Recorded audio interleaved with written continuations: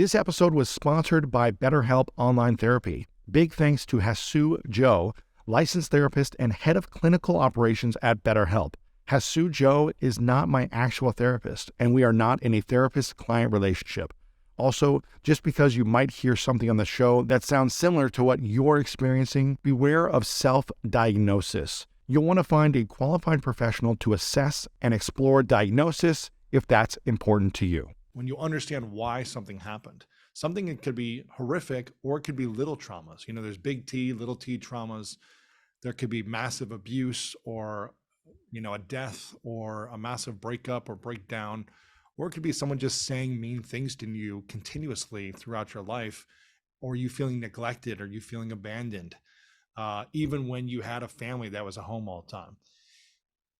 If we don't learn to understand the meaning behind it, and if we don't give it a meaning that supports and serves us in our present, then we can take action, we can work hard, we can get great results, but we still may not feel fully aligned and harmonic inside of us. And I think that's what I want my listeners to understand, is this idea of feeling inner peace, of feeling a sense of calm, even when the world might feel chaotic.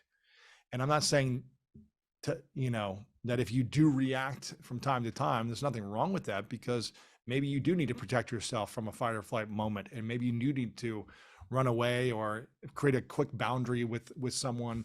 But in general, if we're constantly living in this chronic anxiety for when we don't have to, I think that hurts us. And it's good to find the meaning of why certain things happened and how we can reinterpret them and rewrite these stories to support us in our present and our future. And a lot of it is for our future relationships as well. So we don't continue the generational trauma that was passed down by our parents and their parents and so on. So we have the tools to break that cycle. Speaking about that cycle, another topic I talk about in the Greatness Mindset is these self-sabotaging thoughts that I just feel like so many of us either have or have had. I'm raising my hand as someone who's had these most of my life, of just this thought of like, you're an idiot, you're a dummy, you're stupid, that wasn't good enough. How could you do that? Why did you say that? That was a stupid thing to say. Kind of like these thoughts that I used to say for probably 25 years of my life, until I learned tools on how to catch myself.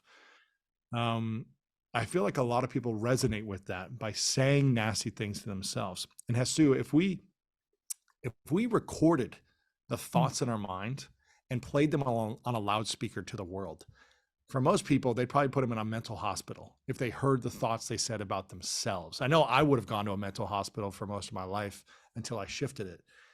And I think we would never allow someone to speak to us the way we talk to ourselves at times. We would never allow our best friend or our family members to speak to us negatively over and over and over again. But some of us do this, and it doesn't help us. I'm curious, how can therapy really help us understand how to get a hold and manage and control these negative thoughts that are on loops and patterns every day for so many of us? I'm not going to be able to answer that question for someone in the time that we have, but an introduction to this is, therapy is going to help you get down to something called core beliefs or core schemas. Sometimes that might be as black and white as I am unworthy, I'm not valuable, not important, not smart. And then all the other negative self-talk comes from these beliefs that you may hang on to about yourself. And so in therapy, you're really going to examine what are the origins of these core beliefs.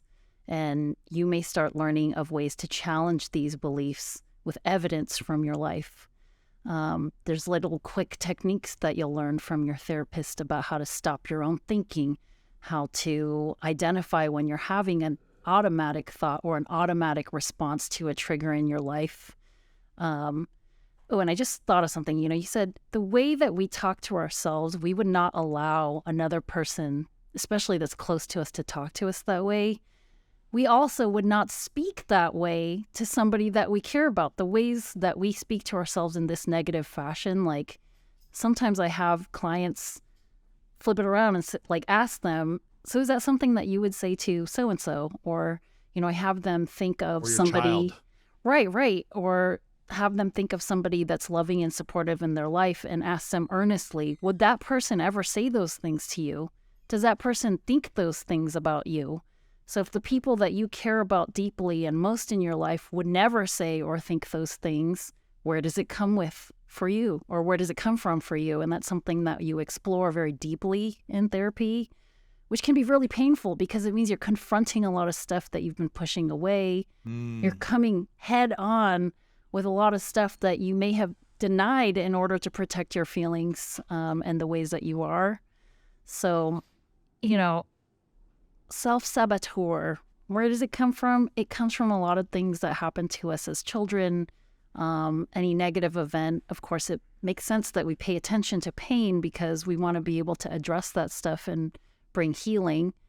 Um, so, I It's think, interesting you're saying that Mhm. because, if everyone did this thought experiment and said, okay, who's the person in your life or in the world that you respect the most?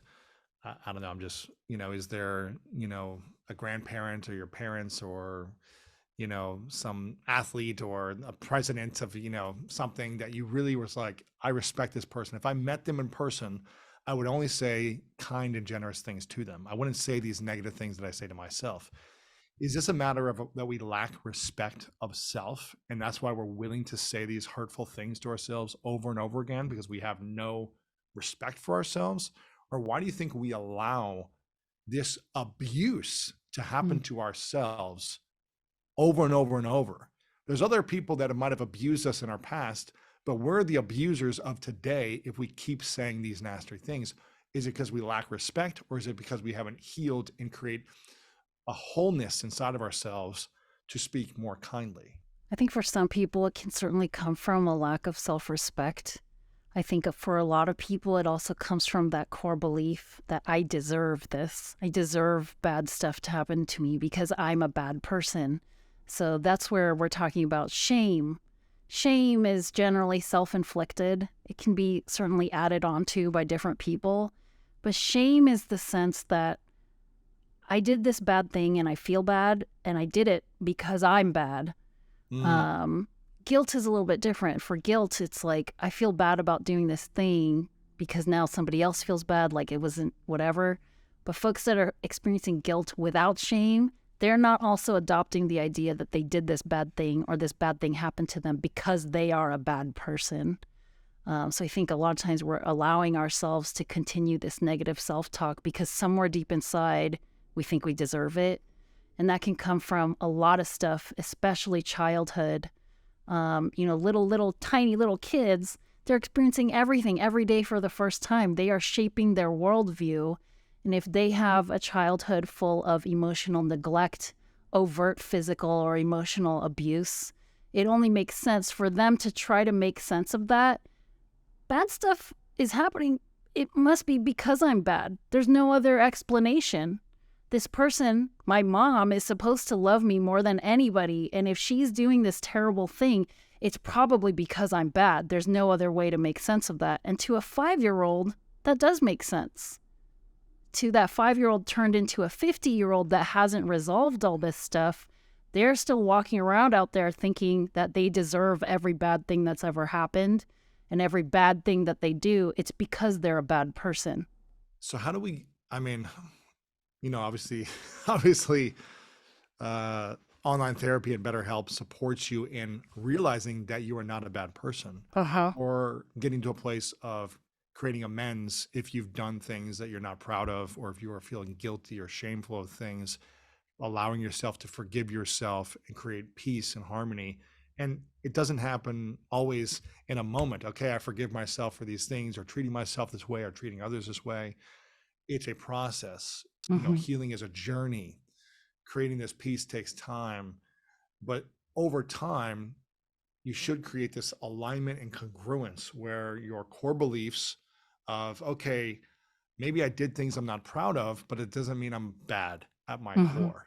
And now I'm going to rebuild my integrity with myself. I'm going to rebuild my value with me. I'm going to consciously make different decisions moving forward so that I can harmonize, that I can build congruency with who I am, where I was from my past, and create meaning there, and have more alignment of where I am today moving forward so that I feel good about me. So again, if you're looking for a clearer direction in your life, if you're looking for some healing, if you're looking for just more joy and freedom and peace of mind, then I encourage you to go to betterhelp.com/Lewis. Again, you get 10% off the first month when you do that, so you can try it for a month and explore it, check it out.